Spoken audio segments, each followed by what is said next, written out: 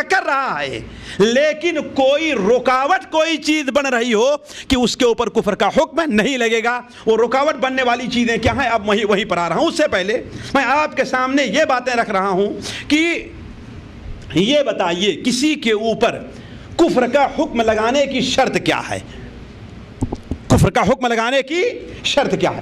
کسی کے اوپر شرک کا یا کفر کا یا شرک کا حکم لگانے کے لیے کچھ شرائط علماء نے رکھی ہیں. اس لیے کہ کسی شخص معین پر کفر کا حکم اس وقت تک نہیں لگے گا جب تک کہ 3 چیزیں نہ پائی جائیں. ذرا غور کر لیں گے آپ لوگ. 3 چیزیں نہ پائی جائیں. ایک تو یہ ہے کہ وہ شروط جو کسی پر کفر کا حکم ہونے کی لگتی ہیں وہ موجود ہوں. دوسری چیز یہ ہے یا یہ کہیے کہ وہ کفر ہو.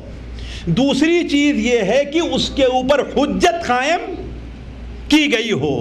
تیسری چیز یہ ہے کہ اس کے کوئی شبہات ہیں تو اس کا ازالہ کر دیا گیا ہو. بغیر ازالے کے کفر کا حکم اس کے اوپر شرک کا حکم نہیں لے گا. تو تکفیر کی شرائط کیا ہیں؟ تکفیر کی شرائط پہلی شرط یہ ہے کہ جس چیز کی بنیاد پر کفر کا حکم لگایا جا رہا ہے حقیقی طور پر وہ چیز کفر ہو بھی. قرآن اور حدیث میں اسے کفر کہا گیا ہے. اگر کفر نہیں کہا گیا بلکہ میں تو یہ کہتا ہوں کہ قرآن اور حدیث کی روشنی سے اس کے اوپر علماء کا متفقہ طور پر کفر ہونا ثابت ہو.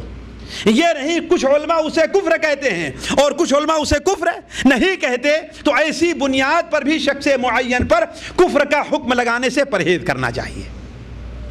کفر لگانے سے جیسے ہمارے یہاں ایک صاحب سے بارے معلوم ہوا کہ وہ کہتے ہیں کہ جو رکوع کے بعد یہاں پر ہاتھ نہیں باندھتا وہ کافر ہے. وہ کیسے بھائی؟ وہ کیسے؟ نعوذ باللہ من ذالک. یہ کیسے؟ یہ وہی خارجیت ہے. وہی خارجیت ہے جو صحابہ کرام کے زمانے میں پائی گئی تھی. کتنے بزرگ تھے ان کے بارے میں لوگوں نے بیان کیا رہے بڑے تہجد گزار ہیں اور بڑے نمازی ہیں. لیکن وہ لوگ بھی جنہوں نے حضرت علی، حضرت عثمان، حضرت معاویہ اور بہت سے صحابہ کے اوپر کفر کا فتویٰ لگایا تھا، یعنی خارجیوں نے کفر کا فتویٰ لگایا تھا. وہ یہی عقلیت کام کر رہی تھی. وہ کیا انہوں نے کہا چونکہ سینے پر ہاتھ باندھنا اسے اٹھنے کے بعد فرض ہے اور کوئی شخص اگر نماز میں کسی فرض کو چھوڑتا ہے تو وہ اس کی نماز نہیں ہوتی اور جس کی نماز نہیں ہوگی وہ کافر ہے. لہذا کیا ہے؟ سینے پر نماز رکوع سے اٹھنے کے بعد ہاتھ نہ باندھنے والا کیا انسان کافر ہے. نعوذ باللہ من ذالک. اس سے بڑی جہالت شاید دنیا میں اور کہیں نہ پائی جائے. اسی لیے میں اس چیز کی وضاحت کر رہا ہوں کہ جس چیز پر کفر کا حکم لگایا جا رہا ہے اس کا کفر اور شرک ہونا علماء کے نزدیک متفق علیہ ہو. صرف ظن اور گمان کی بنیاد پر اس پر کفر کا حکم نہیں لگایا جائے گا. ساتھیوں ان تمام چیزوں سے متعلق میرے پاس قرآن اور حدیث سے دلائل ہیں لیکن چونکہ وقت اس کی اجازت نہیں دیتا اس لیے کہ یہ موضوع 2-3 درسوں کا ہے لیکن میں اختصار کے ساتھ آپ کے سامنے رکھتا ہوں. دوسری چیز جو عمل کفر ہے یا جو قول کفر ہے وہ شخص ارادے سے اور قصدر وہ کام کر رہا یا وہ بات کہہ رہا ہے. اگر اچانک اس کی زبان سے نکل گیا یا یہ کہنے کا یا یہ کرنے کا ارادہ نہیں تھا دوسرا کچھ کرنے کا ارادہ تھا وہ ہو گیا تو پھر بھی وہ انسان کافر نہیں ہوگا. مثال کے طور پر صحیح بخاری شریف میں وہ توبہ والی حدیث آپ لوگوں نے پڑھی ہے کہ نہیں پڑھی ہے کہ وہ شخص جو جنگل میں میدان میں تھا اس کا جانور جس پر پانی اور کھانا تھا وہ غائب ہو گیا. آ کے اچانک موت کو اپنے کو موت کے حوالے کر کے وہ لیٹ جاتا ہے. اتنی دیر میں پھر اٹھتا ہے تو کیا دیکھتا ہے کہ اس کی سواری وہاں پر تو کیا کہتا ہے خوشی سے کیا کہتا ہے اے اللہ تعالیٰ تو میرا بندہ ہے میں تیرا رب ہوں. بجائے اس کے کہ یہ کہے کہ اللہ تعالیٰ تو میرا کتنا رحیم رب ہے میں تیرا بندہ ہوں تو نے اپنے بندے کے اوپر رحم کیا. کیا کہتا ہے اے اللہ تعالیٰ تو میرا بندہ ہو میں تیرا رب ہوں. نعوذ باللہ من ذالک. تو اللہ تعالیٰ اس پر بھی خوش کیوں؟ اس لیے کہ اس کا مقصد کفر کرنے کا نہیں تھا.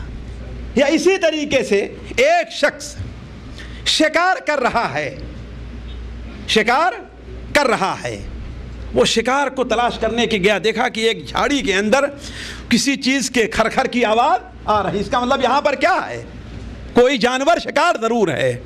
اس نے شکار چلا دیا اور وہاں پر کوئی مسلمان بندہ قضائے حاجت کے لیے بیٹھا ہوا تھا اور وہ مر گیا۔ تو غلطی ہے کہ نہیں غلطی ہے؟ تو کیا مطلب اس کے اوپر قتل کا حکم لگے گا؟ قتل کا حکم نہیں لگے گا۔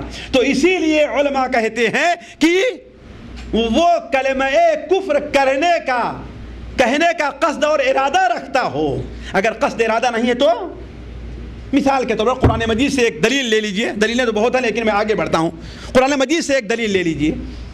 اللہ تعالیٰ سورہ بقرہ میں ارشاد فرماتا ہے یا ایھا الذین آمنوا لا تقولوا راعنا وقولوا انظرنا، ہے نا؟ اے لوگو تم راعنا نہ کہو بلکہ کیا کہو؟ انظرنا کہو۔ صحابہ کرام اصل میں اللہ کے رسول صلی اللہ علیہ وسلم خدمت میں آتے ہیں تو کہتے ہیں اے اللہ کے رسول ذرا میری طرف توجہ دیجیے، تو ان کے یہاں ایک لفظ راعنا تھا، کیا تھا؟ راعنا تھا، لیکن راعنا یہی لفظ یہودی لوگ اللہ کے رسول صلی اللہ علیہ وسلم کو چڑھانے کے لیے، آپ کو زک کرنے کے لیے، اپنے حقد کو، اپنی دشمنی کو، اپنی نفرت کو اللہ کے رسول سے ظاہر کرنے کے لیے راعنا کہتے تھے، اس لیے ان کے یہاں راعنا ایک قسم کی گالی تھی، یہ ہمارے خادم ہے، ہمارے نوکر۔ تو مسلمانوں نے بھی کہا، لیکن مسلمانوں کا مقصد کیا تھا؟ یہی لفظ اگر یہود استعمال کریں تو وہ مجرم ہیں، لیکن اگر مسلمان استعمال کرتے تھے تو ان کے اوپر کوئی حکم نہیں لگا۔ البتہ یہ کہا گیا کہ ان کی مشابہت کرتے، تم یہ لفظ نہ کہو بلکہ اس لفظ کو بدل دو، ہے کہ نہیں؟ تو معلوم یہ ہوا کہ اس کا قصد اور ارادہ بھی ہونا چاہیے۔ تیسری چیز یہ ہے کہ جس کے اوپر کفر کا حکم لگا دیا گیا ہے، تیسری شرط یہ ہے اس پر حجت قائم ہو گئی ہو، اس پر حجت قائم ہو۔ حجت کا معنی کیا ہے؟ یعنی اس شخص کو بتلا دیا گیا ہو کہ یہ چیز کیا ہے، کلمہ کفر ہے، غیر اللہ کے سجدہ کرنا جائز نہیں بلکہ یہ شرک ہے، اللہ کو چھوڑ کر کے غیر کو پکارنا کیا ہے، ناجائز ہے، اور یہ بلکہ شرک ہے، یہ عبادت میں اللہ تعالیٰ کی شرک ہے۔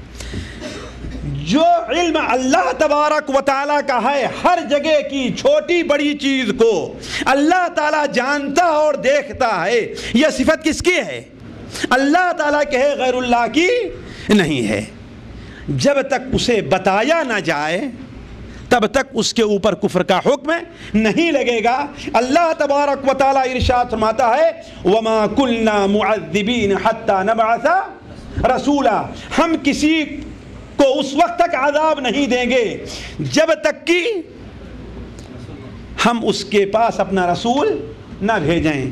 اسی لیے وہ سورت جو نبی کریم صلی اللہ علیہ وسلم روزانہ سونے سے پہلے پڑھا کرتے تھے، وہ کون سی سورت ہے؟ سورہ الملک، سورہ الملک۔ اس میں اللہ تعالیٰ کیا فرماتا ہے؟ کلما القی فیہا فوج سألہم خزنتها الم یأتکم نذیر، جب بھی جہنم میں کوئی جماعت جھونکی جائے گی تو وہاں جو فرشتے موجود ہوں گے وہ کیا کہیں گے؟ الم یأتکم نذیر، کیا تمہاری طرف ہمارے طرف ڈرانے والا نہیں آیا تھا؟ تو وہ لوگ کیا کہیں؟ بلا قد جاءنا نذیر، ڈرانے والا آیا تو تھا لیکن ہم نے اسے جھٹلایا ہے۔ فکذبنا وقلنا ما نزل اللہ من شیء، اللہ نے کچھ بھی نازل نہیں کیا ہے، یعنی گویا اللہ تعالیٰ ان کے اوپر حجت قائم ہو گئی تھی تبھی انہیں جہنم میں ڈالا جا رہا تھا۔ لیکن یہاں پر ایک چیز کو اور سمجھنے کے دیکھیے، حجت کے قائم ہونے کے لیے ضروری ہے کہ وہ حجت اور دلیل کو سمجھتا بھی ہو۔ اگر اسے سمجھ نہیں رہا ہے، مثال کے طور پر کوئی